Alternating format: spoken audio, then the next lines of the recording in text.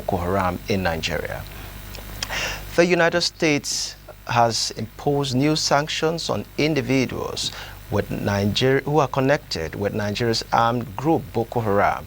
The Treasury Department announced 6 Nigerian nationals who were found guilty of setting up a Boko Haram cell in the United Arab Emirates to raise funds for fighters in Nigeria have been placed on sanctioned lists. This action, the United States joins the UAE in targeting terrorist financing networks of mutual concern. Under Secretary of the Treasury, Brian Nelson, said on Friday,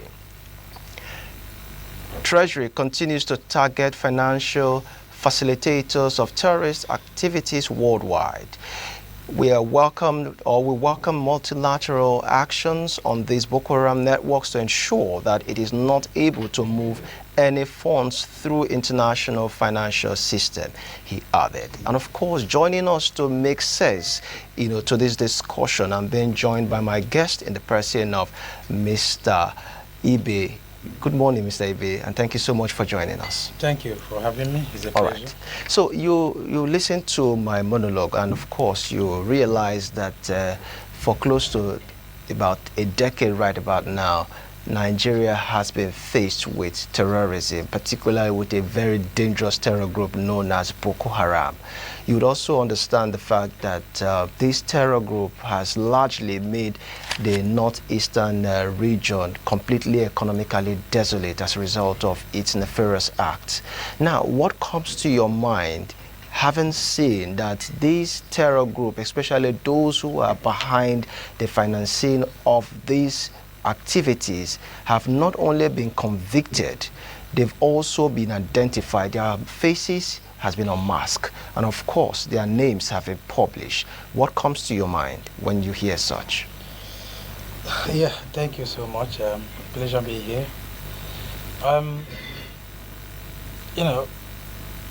When it comes to security issues, most times the voices are low in speaking up, and more so in Nigeria, where fear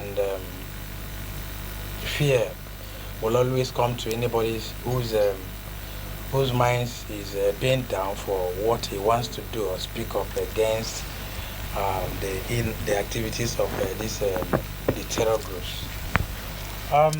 Does it not worry you that the whole of this is being done outside the shores of this country, where individuals outside this country will identify those who are involved, directly or indirectly involved in these shenanigans? And it worries me too that in the past few days, weeks, when their names had been mentioned, like you read, is no longer a huge talk. It's no longer hidden. Their name has been mentioned. Individuals have been pointed, and till now we've not had any word from the government. Government has not spoken, releasing a communique or releasing a press release on this very issue, because it's at the front burner, and the issues at the front burner should be tackled the way they come. Okay, and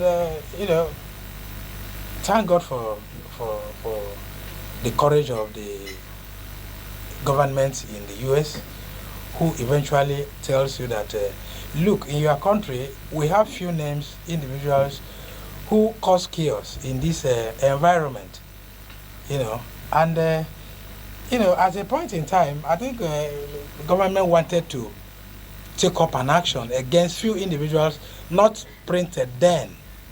Their names were not known. We were not told, these facilitators, their names were not mentioned anywhere. But now the name had been come up.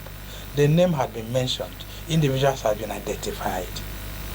Because when it comes to linking these individuals to this terrorist group, they are not the only people. They are not. We have other sub-individuals who play a huge role to carrying out this nefarious act. I think government should sit up, come up with this courage to go after the people, because there's a lead already. There's a lead, and this lead should not be allowed to be swept under the carpet. But we are not new to all this. Okay, now you, in your statement, you said it's very worrisome, considering the fact that up until this time, we've never heard any statement, any press statement from any quarters of government, in support of this giant strike by the United States.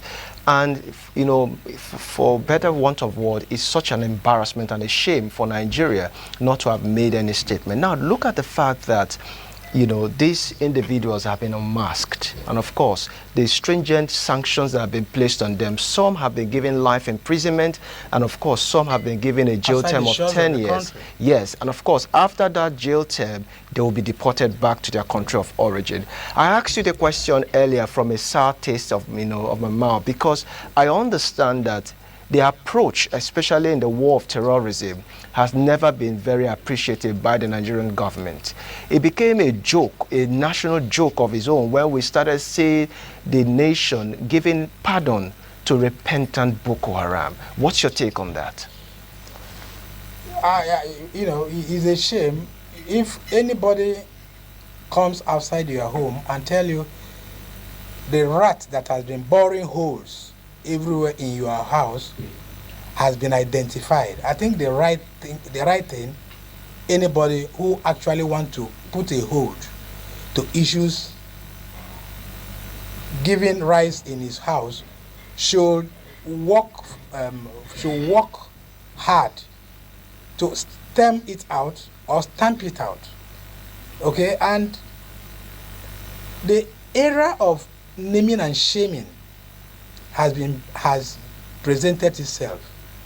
If the government before now couldn't do anything because they are playing under the guise that these guys are hard to be identified also, I think now the name had been called up, like I earlier mentioned. Why not work on it? Why not rise to the occasion? Why not begins to work on it diligently? Well, sometimes we've been told that the security issues are not discussed in the open by the security agencies. But from the leeway we've got from both United Arab Emirates and the USA, it is enough evidence to begin to get the people who are rightly, directly, or indirectly connected to these people, because they don't act in isolation. They don't. Now they have their connections. Yes, we understand. And let government begins to use this opportunity, begin to have on this opportunity to actually stamp them out, to actually begin to know who are connected. These are individuals. They are somewhere. They are in United Arab Emirates, currently serving a jail term. Some have been sentenced to life imprisonment. Can we meet them? Because they definitely will speak up. To me, it is a best time and the wonderful time that has never presented itself that we are in now. All right. All right, now we'll be transiting yet to another area of the conversation, which will be coming shortly after this time out. Please don't go nowhere. All right, welcome back, and of course it's still your current affairs program, TMI, and we have been looking at the issue of insecurity bedeviling the country, Nigeria, and of course that brings us to the stringent sanctions that have been placed on Nigerian nationals residing in the UAE, especially by the United States of America, for being involved in terror financing in Nigeria, particularly Boko Haram. And my guest here in the person of Zik Ibe has been giving us some level of perspective when it comes to the body language of Nigerian government, saying the fact that 8 citizens have not only been indicted, convicted, and of course identified as being part and parcel of this dangerous terror group. Now, my next question to you would be, what do you think could have been the reason why it took Nigeria this long to be able to get, to a level where we will be unmasking, not just mentioning of, terror crimes that have been committed in various parts of the country, but having to identify who they are, particularly, and of course, their financiers? I think that's a food dragging or lackadaisical, well, I call it lackadaisical attitude. Most times when you raise issues of this nature, the government, the security personnel or the security agency will tell you that securities are not discussed in the open, and telling you that they have their way of tackling high-powered security issues like this. We believe them.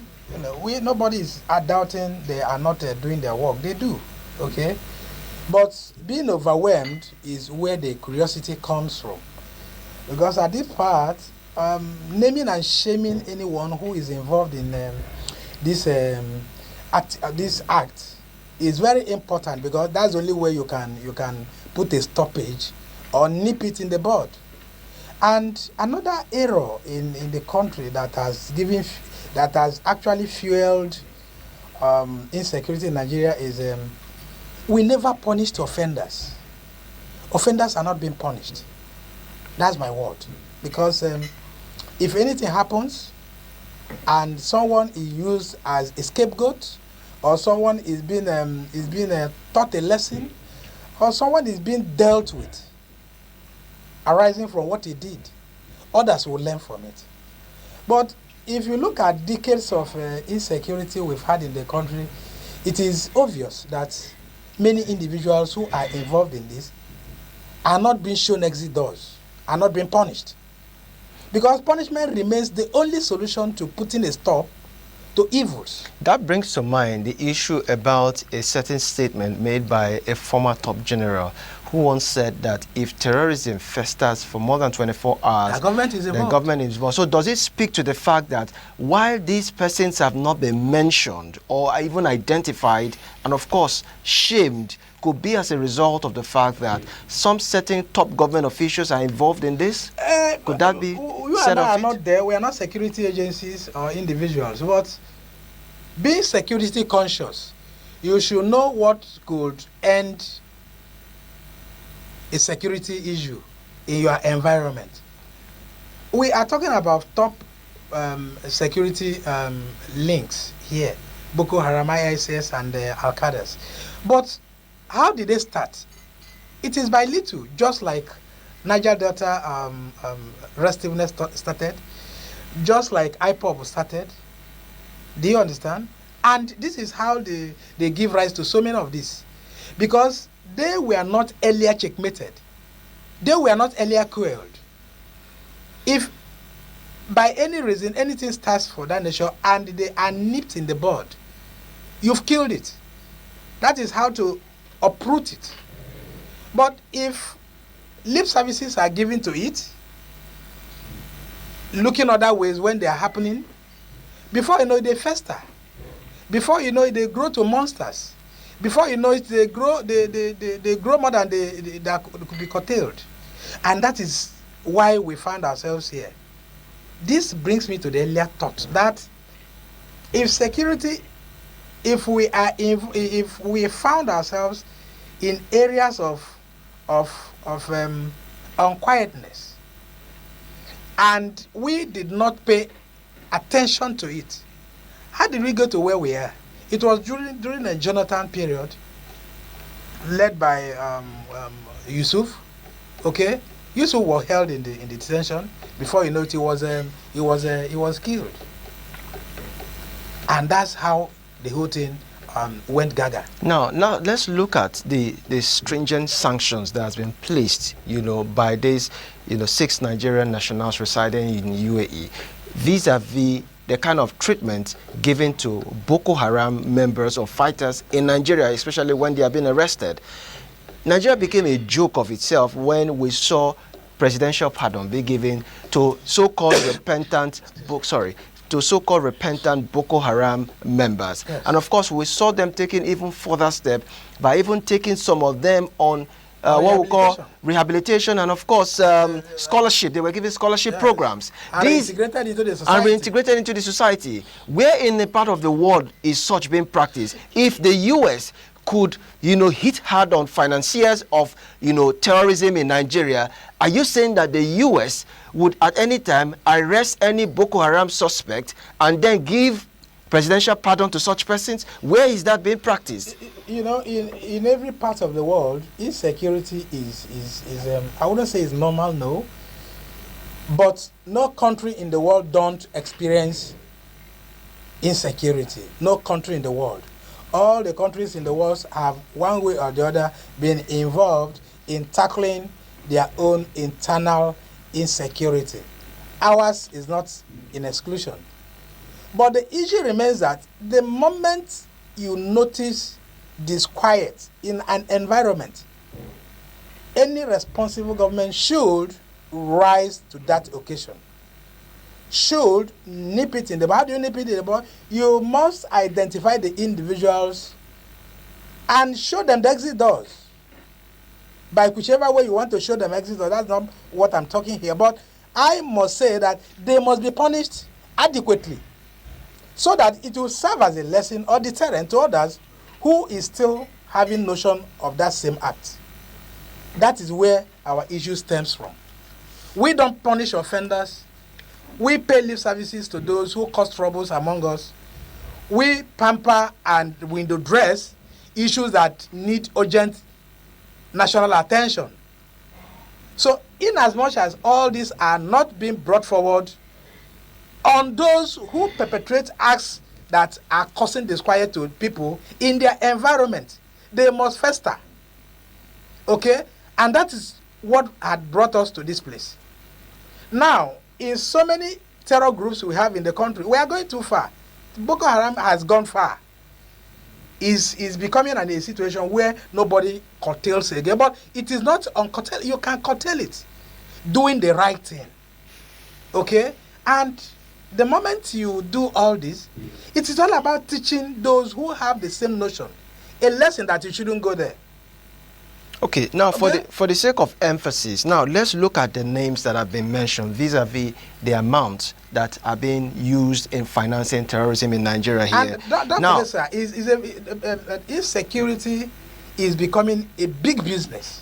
Yes. So talking about a big business, an enterprise. So many individuals. So we're going to look at the economic aspect of it when you talk about big business to persons who are behind it. Now I'm going to mention the names of these 6 Nigerians for emphasis sake. We have persons like Abdulrahman Ado Musa, we have Salisu Yusuf Adamu, we have Bashir Ali Yusuf, we have Muhammad Ibrahim Isa, Ibrahim Ali Al Hassan, and Surajo Abubakar Muhammad. These are the 6 persons that are Nigerians residing in UAE who are financing terrorism in Nigeria. Now, look at the amount that they were convicted of. They have a stunning amount to the tune of $782,000 that were about to be sent to Nigeria in financing terrorism. Now, that brings me to the issue of those who are behind this for the sake of business. Now, let's look at the financial institution.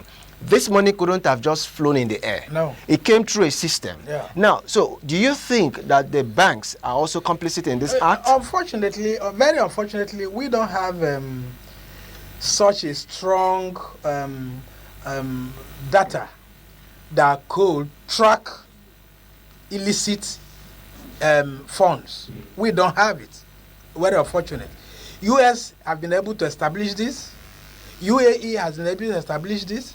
But unfortunately, the country where the money is heading doesn't have such a data, doesn't have such a technological advancement to track such illicit fund.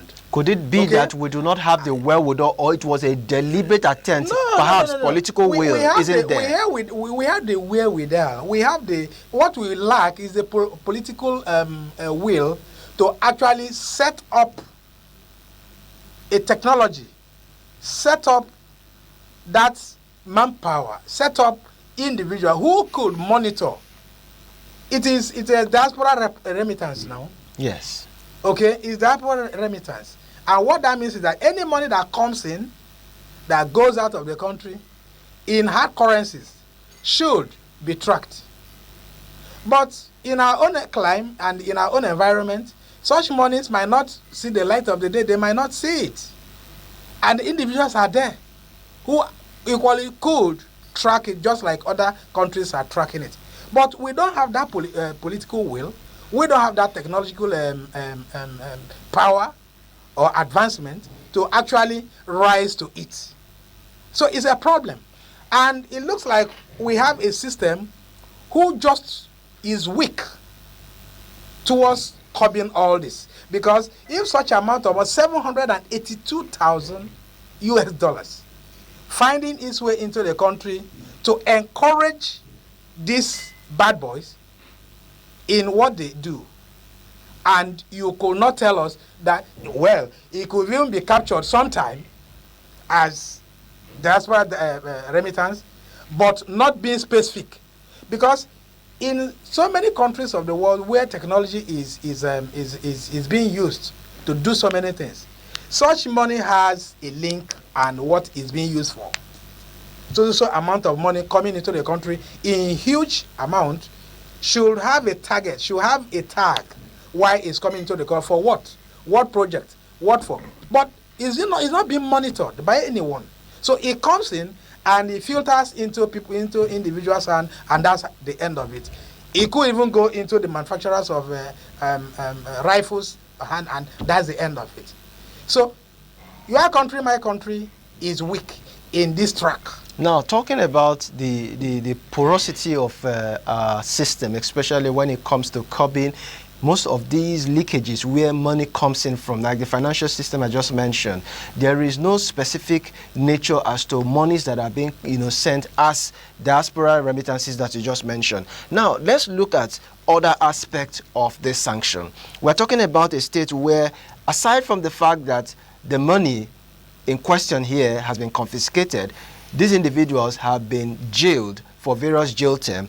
We're also looking at properties that came from proceeds of this crime. Now we are being told that these properties, either belonging to individuals, directly or by proxies, have been blocked and reported to the agency saddled with that responsibility in the name of OFAC. Now, what do you speak of Nigeria as a country, looking at our anti-graft agencies that are saddled with the responsibility of going after, financial crimes, simply put?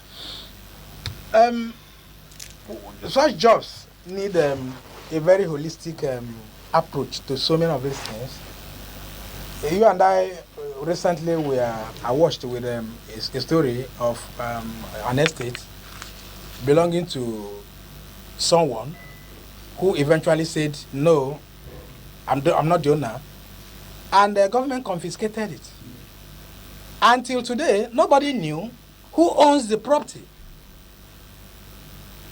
Those are funny situations we have in the country.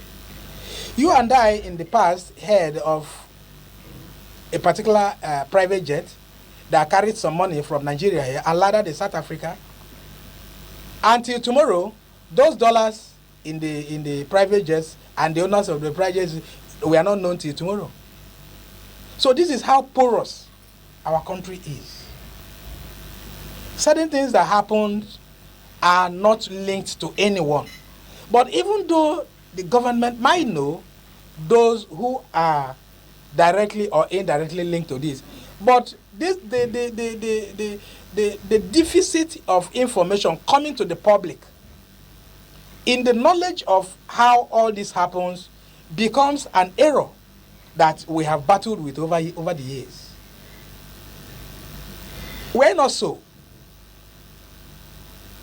A property, an estate that housed over 800 and something units of house was linked to someone, and the person, no, I'm not the person, I'm not the owner, and the government could not tell us till tomorrow who owns that property. How did it come to light? So these are funny things we've experienced in the country. But then, in the words of the Olukoyede, the EFC's chairman, yeah, he said so many of these fights are not brought to the public because of their security implications. And we believe him. But we've urged him, we in the public space have always urged him to bring the names, shame them, because it is only doing so that the work is being seen as being done. Because otherwise, when you speak in rhetorics, when you speak in parables, without linking them to so many of these infractions, To us, who are laymen, who are very deficit in information that has been dished out to the public, we feel you are window dressing. We feel enough strength or enough effort is not being put into what you do. Okay. Because we believe it is only then, when individuals are mentioned, when things are being done in the open, that we could see you as being serious. All right, now so let's talk. But not really waving away the job they do. They do marvelous job because we have a system that encourage individuals who are in nefarious activities to continue.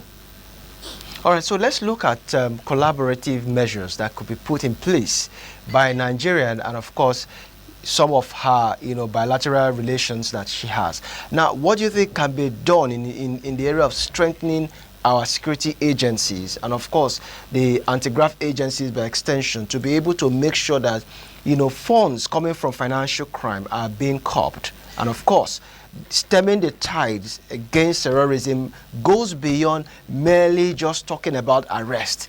They should be given a very stringent sanction, if need be, jail term. Yes. Nigeria as a country is a member of so many international bodies.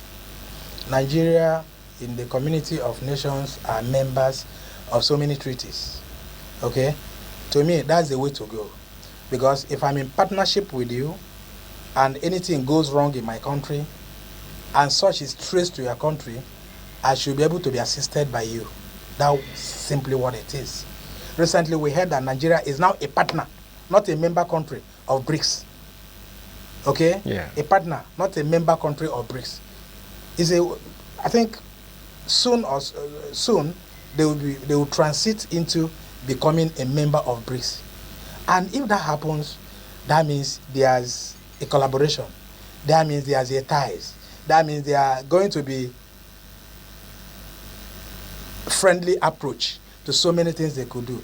And then the president, to me, is doing the best he could do as allowed by the Constitution to actually travel to meet his counterparts in other countries. So that whatever it is, the countries will not become a shield to those who are causing infractions in Nigeria. Because we have so many of them. For instance, recently, we had some individuals, I think 8 of them, that were denied visas for various reasons. We were not told of the reasons. But digging deep, the country in where those visas were denied from them could tell you that these are reasons. They have their reasons. Okay? Now, the issue now remains that we need tighter friendship. We need fortified relationship with other countries of the world so that we could shout and cry to them and said, whichever thing we found linking your country to, please expunge and let us know the people that are involved. And this is exactly what happens in UAE. Okay, so and in America. All right. So Americans are not keeping quiet. United Arab Emirates is not keeping quiet. UK is not keeping quiet. Okay? Because in UK we've had so many individuals who were actually exposed to errors. And they were all brought back to the country, or their cases being treated there, after which they will be extradited to Nigeria. For instance, we have Diziani Madeke going through that process now. So I think we need a more collaborative approach with other countries of the world, And the president, to me, I think he's doing that. He travels almost all the time, meeting his counterparts in other countries to actually strengthen their ties. Okay, so now let's look at prospect for Nigeria if we are to be taken seriously as a nation. Yes, we have been able to make some level of improvement and achievement when it comes to our partnership with other nations in a communion called BRICS. But then, what other measures do you think we need to put in place? Because we have seen in recent times where terrorists have been negotiated with. and no nation in the world who wants to be taken seriously negotiates with terrorists. Yes. Now, what do you think needs to be done, to be able to strengthen the integrity that Nigeria has as a nation? I'm not in the government, and I don't speak for them, but the issue remains that every situation is local. Every infractions, every insecurity is local, and it must be approached same. Okay, if a government comes up and said, okay, what we could do, there are lesser crimes, there are heavier crimes. Okay, and when all of them are brought up to the public knowledge, it is all about insecurity, whether lesser, whether bigger. But we tie all of them in a rope and say all of them are insecurity. Some need light remedial. Some need heavy sanctions. Some need complete extermination. Okay? These are different approaches to insecurity. It is all about getting towards lessening it, because you can't totally exterminate insecurity in a country. Places like Netherlands don't even have a prison house. They don't. Security in Netherlands is so low that you hardly find infractions or situations not closer to what we're having. Okay, but totally you can't eradicate it. But there are ways you can checkmate it. You understand? Then, in collaborating with other countries of the world, what do? You form friendships. You go about begging them, or you go about talking them into believing you. Fortunately, we have a president in the country who is now the chairman of the economic ECOWAS. Okay? And what that means to me is that he has a major role he plays there. He will be heard more. He has more jobs to do. So in doing all this, it is a huge task on him. It is a huge task on how he wants to go about curbing this insecurity that has actually brought us to our knees. And how does this blossom? Not paying attention to it earlier on. We are discussing about something that gained international recognition. What about the ones that are still very much with us? IPOB is there in the southeast. In the south we still have Niger Delta agitation is still there. Northeast, we still have sisters of this Boko Haram trying to rear their ugly heads everywhere. And if you allow these things without paying attention earlier to them, it will blossom to it will certainly will have feathers. All right. Thank you so much. Thank you so much. So the earlier you approach this, the better. You don't give security situations a minute to thrive. Otherwise, that 1 minute will be will be expanded, and before you know it, you can't curb it. Thank you so much, Mr. Zikibe, political analyst, for